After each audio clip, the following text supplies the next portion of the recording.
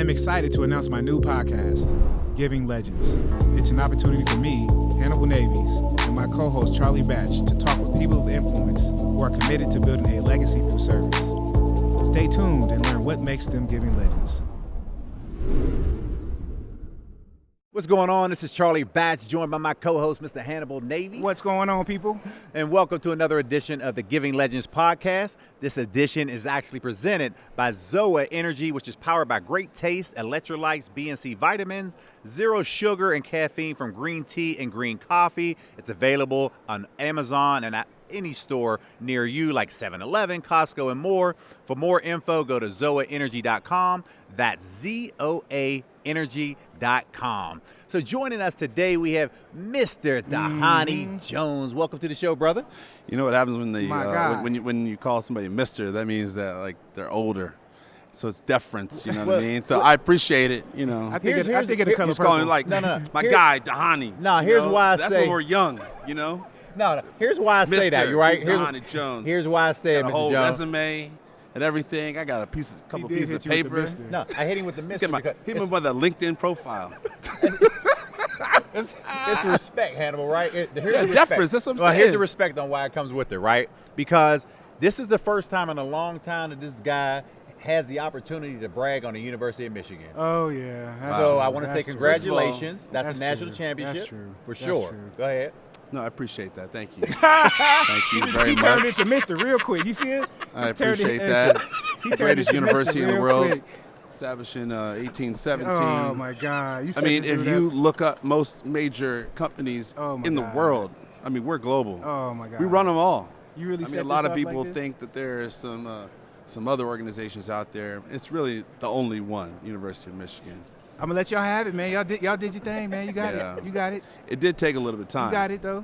It did take a little bit. I mean, the last time You know. was, I guess, when I was there. Oh, I guess I could talk How about long that do y'all too. think y'all going to keep it, though? See, I was on the other city. I was in Ypsilanti at Eastern Michigan when this guy was on the other side. He's in up in Ann Oh, I Arbor. kicked it over there too. Yeah, see, Had a good that's time. how far we go back. I don't know how long it's gonna. I mean, in all honesty, I'm just happy that we won. But the challenge is now college football is so different. It's different. It's so different. People are in the transfer portal. Depending upon how many people are coming out of the transfer portal, you might have gotten a scholarship, and then you get there and you realize your scholarship is actually gone, right? So there's no allegiance or loyalty on either side of the table. And so it's really a struggle for a lot of the colleges and the coaches to maintain, and even get into any semblance of culture like it was before. It's true. Very true. The landscape is changing with NIL, transfer portal. Coaches is leaving. Everybody leaves with the coach. It's definitely changes the camaraderie of college. College football is changing. I mean, NFL, we're used to people coming and going. Right People in, in college are getting paid more than they get paid in the league. Absolutely. I mean, there's $1 million contracts Absolutely. that some quarterbacks and some wide receivers and other people are going to get in the league, and that are going to get in college. They may not even get to the league. How about this? There are some people that actually want to stay longer in college because they feel as though they're going to make more money. And that's just not just football. That's also talking about the world of gymnastics, talking about women's basketball, softball, baseball. All these different sports are changing it up now because people are getting paid. Yeah. So do you like it or you don't like it? I love it. I Yeah. just wish I was playing. I know, right? I know. Give me my scholarship back. I'll take some of that NIL money. Thank you very much. Right. I mean, right. when we were playing, if you did anything that was outside the realm of football, right, you got dinged. That's true. People didn't really think about, or coaches didn't really. I don't know if the word is respect is the right word, but if you weren't focused completely on the game, then people thought you were distracted and you weren't as committed as other people, and that was a place where you might have taken a little bit of a pay cut. So with you were always actively involved in something, which I admire from afar because you were playing, you were doing your thing on the field, but you also had a major brand off of the field, and this is before things are where they are now, right? So how did you go about that? How were you received by the organizations you played with when you did that? Well, for me, I've always sort of kept my mind about me in terms of the things that are happening in the world. Just try to remain curious as possible, and in some cases it was received well, in other cases it wasn't. I mean, I remember when I was playing on the Bengals, and I was scared to talk about some of the stuff that I was working on, which was me traveling around the world, because I thought the coaches were going to get mad. And all of a sudden, Mike Brown comes up to me, and he's in the line one day, and I'm about to get some food. and he's like taps me on the shoulder, and he says, in his, rather quiet voice, he's like, my wife makes me watch your TV show every Monday night. I'm like, Mr. Brown, thank you so much, He's like, players back in the day, they used to have a job and they also used to play, right? So it was the first time where I actually felt accepted and I actually felt seen by both sides of the highway, because in Cincinnati, you got the Brown Stadium, Bengals owned by the Browns on one side of on the highway, and they had the Scripps Network, which was actually, part of Discovery, which therefore had the Travel Channel on the other side of the highway. So I always got two jobs. So is that how that went on? You hear that? I always got two jobs. I got two job man. I got three. I got 4 job man. You always did, though. I didn't know how you did. I'm like, what is this dude on the Travel Channel? Traveling all over the world? But that's you got to see the world. And I think that, it's just there was a gentleman that just passed me, and he does some reporting for the Giants and such. And he's like, I'm about to travel the world and show people all these different.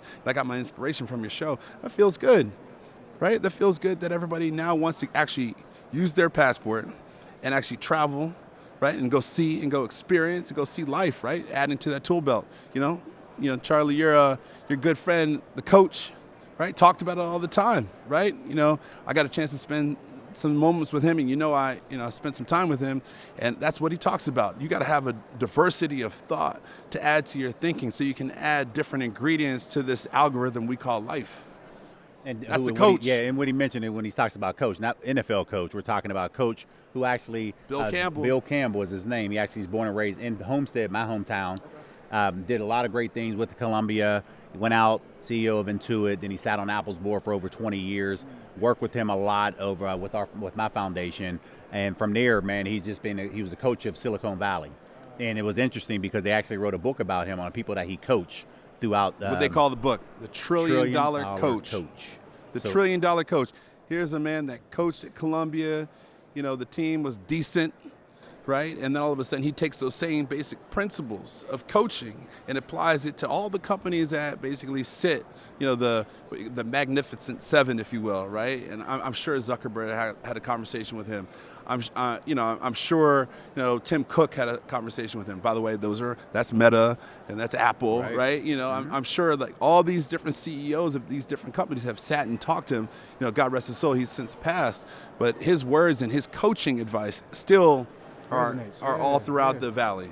And it's a heck of a book. If you haven't seen it, Trillion Dollar Coach, go check it out, man. It is awesome for that. And those are a lot of lessons that really for there. And I had the pleasure of working with him for over 20 years, and we've done a lot of great projects together. So we miss him dearly. Rest in peace, Bill. He's my guy for sure. But as we kind of tie it all together, you're kind of putting together. You always talked about having your hands in two different things, many different things, always having two jobs. People looked at you, sideways at one point when they talked about you were traveling. Well, they still look at me sideways. Yeah, well, that's just given, right? I'm watching people right now. But people didn't they didn't expect you to kind of roll out your own fashion line. You have a bow ties, and people are, what's the honey rocking a bow tie for? And then you became that was a fashion. That was almost like your trademark, essentially. When people saw you, that was your signature trademark, if I could say that. Am I wrong by saying that? My friend Kunta Littlejohn, he said if you want to be somebody, you got to rock a bow tie. And I thought he was crazy. And then I found out that he had cancer. And I went to immediately go put on a bow tie, and I kind of never looked back. And I think at that moment, and he's fine now. I saw him. My friend is, Kunta is like 300 pounds, and then all of a sudden, like I saw him one day, he was like 110. I was like, first of all, there was no Ozempic back in the day. That's funny. You didn't get that joke? No. Okay, got it. All right, no, it's fine. It's fast. It's fast.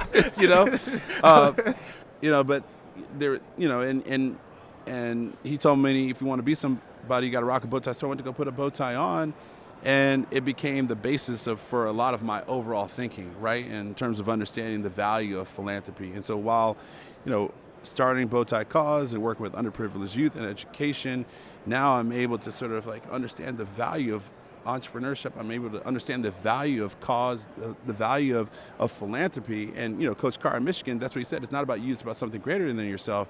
And now I spend a lot of time, with Stand Together and Stand Together Foundation, which is working together with Café Momentum. And I don't know, it'll be over on the other side by the FanDuel and the Sirius XM area, but talked about justice-involved youth.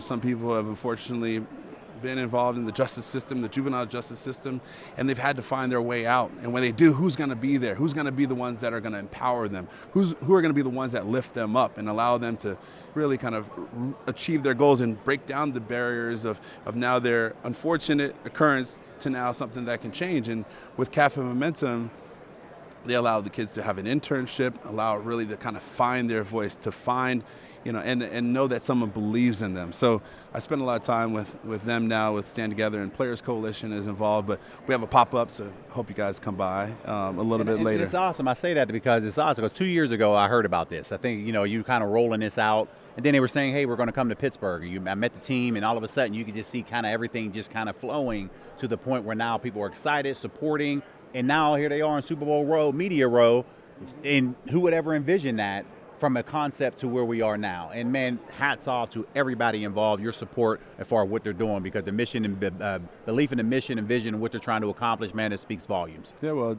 that's the power. That's the power of Stand Together, right? And when Stand Together gets behind an organization, another one downtown boxing gym in Detroit, right? When we get behind somebody that stands for something that's greater than themselves, and that we know that the young people are empowered and they're able to believe in themselves, it elevates and it scales quickly, right? And finding those right partners that understand our mission and vision scales quickly, right? And then we're able to come here and talk about it as well. But, a lot of it does go back to my relationship with Lloyd Carr and all the things he taught me at Michigan, and all the things that Bill Campbell taught me along the way, and all the other people that have been my mentors. I mean, that's the game of football. You got to find your next coach so that you can find your next plan, right? So you're always oriented towards north, where you can allow your gifts and talents can be recognized and be understood, so that you can ultimately make a difference in this world. What role? Obviously, we're on Giving Legends, right? So in our conversations we've had in our time that we've known each other, there's always been around something positive, something around giving back to somebody, some kids, or something I'm doing, something you're doing. We've been connected several times over that way. But where you are now, and you're talking about, giving back, right? And I keep hearing you say your coaches, and you keep talking about things bigger than yourself. You've gotten that stuff from, your coaches and different things, but it absorbed into you. Was it predestined? Is it your DNA? I mean, what made it stick with you? It's because I'm a middle linebacker, man. It's not about me. Everybody middle linebacker ain't giving back now. I know a lot of middle linebackers ain't getting next to. To be honest, as a middle linebacker, I was never the fastest. I was never the strongest. I was never the quickest, on the field. But what I was passionate about understanding what everybody else was doing. And if I was able to sort of see through all the things that I knew other people were doing, I could figure out what I was supposed to do, right? And so as a middle linebacker, all I am is but a conduit. And all I am here today is but a conduit towards amazing organizations like Café Momentum, so that other people can learn about it, so I can ultimately see how the world is supposed to unfold in a better way, right? And so I think that, yes, my parents were in the military. Yes, my parents supported different causes. We traveled around the world, and so I've always had that passport to go to different places, and I've always had that sort of the inkling that it's not about me, it's about something greater than myself. But I could trace everything back to sports, and really sitting in the huddle and saying, you know what, I want to make sure that you're successful, so that we as a team, Bo Schimbacher talks about all the time, the team can ultimately win. If I'm a young athlete, young football NFLer coming up now, what would be your advice to me as far as philanthropy, and how could it catapult me or help me, or what advice would you give me about being a current NFL player and looking at philanthropy the way that you look at it? I think it's always important. I never want to tell someone exactly what to do, but it's always important to sort of comb the landscape and understand where you are and where you've been, right? Are there aspects of which you believe are necessary, of which you could essentially sort of fill that void and become an advocate on behalf of whomever those individuals or those groups or that opportunity actually might be? I think there's always an opportunity to join forces with different people, whether it be someone on your team or an organization like Stand Together. Those are always powerful ways of which, as long as you align on principles, you may not agree with everything, but there's ultimately a long-term plan of which elevates everybody that's involved. And then there's also other people that are out there that you might see the mission and vision of which they are, and you just might want to be a part of it. But ultimately it comes from having a level of curiosity and understanding that everything in your world, whether you support it or whether you're a part of it, you can have a hand in the development and the moving forward of it. And that's awesome. Seriously, I didn't know what direction that you were going to go off of it, but a lot of different things you had your hands in. You're supportive. I've heard many stories of you supporting other players, colleagues that really appreciated the time that you spent with them and then really just felt empowered by moving forward. I can't play the game without the past, and I can't play the game without the future, right? Isn't the worst all the people? Sometimes I'm sure you've dealt with this. Somebody that was on the team that didn't want to help you out. You were like, why are you even here? Right. Yeah. Right? So I think it's always important to make sure that you're always giving back, right? Because that ultimately gives forward, too. And you mentioned something in your points right now about collaboration. Why is it, and I don't have an answer, maybe you can give, I have some kind of thoughts, right? But us in the locker room, we collaborate on going out to the club and doing this and that. Why don't we collaborate more in philanthropy and giving back more? Because I think, like you said, one of the keys to having impact in philanthropy is collaboration, right? And I think we miss that sometimes, right? So why do you think we don't do more of collaboration as athletes in philanthropy? Well, I think on one side, we've always seen ourselves as like single member LLCs. And we've always, and I'll say the collective we, I don't want to speak for everybody, but I'll just say the collective we. I think we've always seen ourselves as the ones that are essentially making it happen. So why would we partner with someone else to help us make it happen? Right? It's a little bit of a change in philosophy, right? Other people have essentially always tried to find a way to work in teams throughout high school and into college, and they're working at different organizations. Like, I'm sleeping under my desk, you're sleeping under your desk. We're out there making great trades. We're joining this company or that company. We're moving together. You can see it here at the Super Bowl, right? There's different people that have worked together for 20, 25 years, moved in and out of different businesses, and then all of a sudden decide to team up again, right? So it's a different type of philosophy than when you were 5, 6 years old and all of a sudden you were the best person, best guy on your team, and then you felt as though you carried everybody else. So it's an untangling of that type of philosophy and moving more towards, look, it doesn't matter how much money you've made, how many years you've played, the amount of legacy and tenure you've had within the league. It's about identifying some of the things that you're mutually interested in and moving forward. It's just a different type of mindset. And I'm always trying to encourage people to find that, right? Look, my nonprofit with my bow tie cause, I was doing that by myself. And then I saw us stand together. I found a better way, right? They thought like I thought, they were collaborating like I wish someone would collaborate with me. They were an organization of like-minded business leaders, right? And so there's a quote that people talk about from, I forgot the TV show, but people want to know what you care about before they care to know you, right? And if you are paying attention to your surroundings, if you're paying attention to those that you're hanging out with, if you start to notice those that are following suit to the things that you're doing, now you can start trying to partner on some of those opportunities of which you might be in philanthropy or maybe in the world of business. But there's nothing wrong with being on both sides of the highway, so to speak. For sure.